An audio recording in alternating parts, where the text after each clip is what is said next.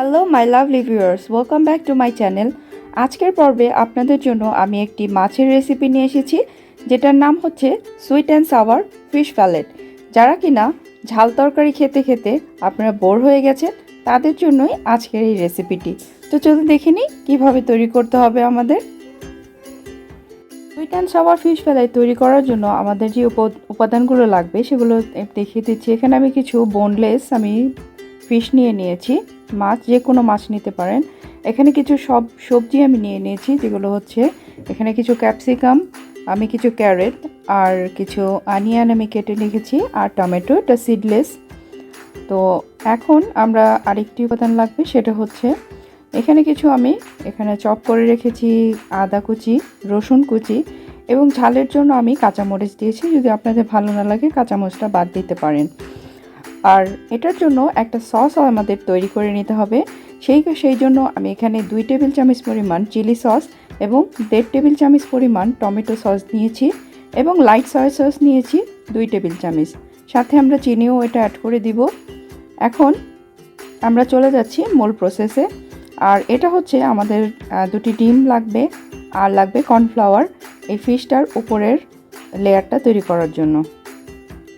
আমরা এই মাছের জন্য একটা সস তৈরি করে নেব। সেজন্য আমি চিলি সস, টমেটো সস, সাথে লাইট সয়া সস এটাকে আমি মিশিয়ে দিলাম, একটু গুলিয়ে নিব।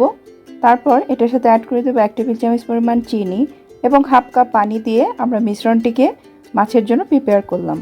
আমি এই ডিম দুটিকে ভালো করে ফেটে নেব। তারপরে এটার মধ্যে আমি এই মাছগুলোকে ডুবিয়ে কর্নফ্লাওয়ারে গড়িয়ে নেব। আমাদের মাছগুলোকে ভাজার আগে এই কোটিংটি তৈরি করে নিতে হবে।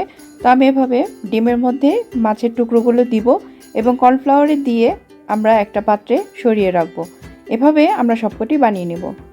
বোঝার সুবিধার্থে আমি আরেকটি করে দেখাচ্ছি। এভাবে ডিমে চুবিয়ে আমরা সরাসরি কর্নফ্লাওয়ারে এভাবে দিয়ে এখন আমরা এটাকে ভেজে নেব।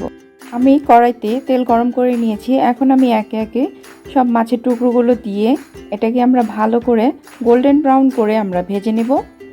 আমি সবগুলো দিয়ে দিলাম, এটাকে আমরা এখন ভেজে নেব।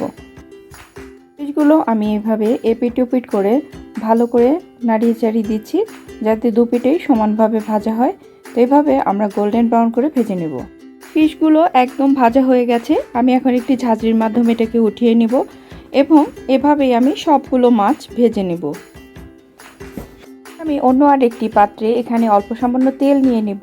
নেওয়ার পরে এটার সাথে আমি মিশিয়ে দেব আদা রসুন কুচি এবং মরিচ কুচিটা। এভাবে আমরা হালকা করে এটাকে ভেজে নেব। প্রথমে আদা রসুনগুলো হালকা আমরা ভেজে নিয়ে যে সসটা আমরা তৈরি করে রেখেছিলাম সেই সসটা এখন আমরা মিশিয়ে দিব এবং এটাকে ভালো করে আমরা নেড়ে একটু কুক করে নেব।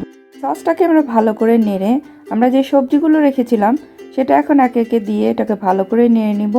আর আমাদের খেয়াল রাখতে হবে সবজিগুলোকে ফুল সিদ্ধ করা যাবে না। ঠিক এই পর্যায়ে আমরা কিছুক্ষণ এটাকে বলক আসার পরে এটার সাথে অ্যাড করে দিব এখন 1 টিস্পুনের মতো টেস্টিং সল্ট।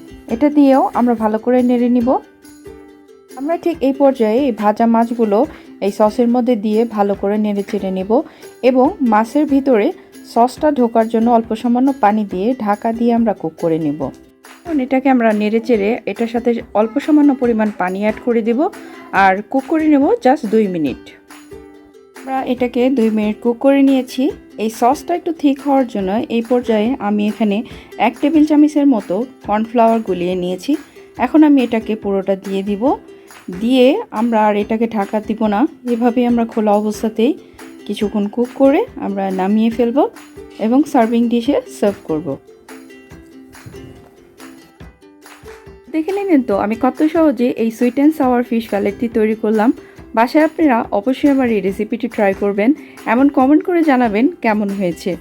যারা আমার চ্যানেলটি এখনও সাবস্ক্রাইব করেননি প্লিজ সাবস্ক্রাইব করে নিন এবং আমার পাশেই থাকুন। আর আরেকটি নতুন এপিসোড দেখার আমন্ত্রণ জানিয়ে সবার কাছ থেকে আমি বিদায় নিচ্ছি। আমার জন্য দোয়া করবেন। সবাইকে আল্লাহ হাফেজ।